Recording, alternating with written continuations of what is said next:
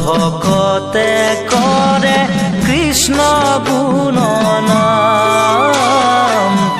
দবা কাঁহৰ ধ্বনি শুনি শীতল কৰা প্ৰাণ।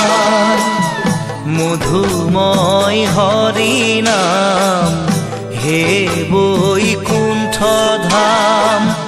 মধুময় হৰি নাম হে বৈকুণ্ঠ ধাম। সেয়ে কাশী গয়া বৃন্দাবন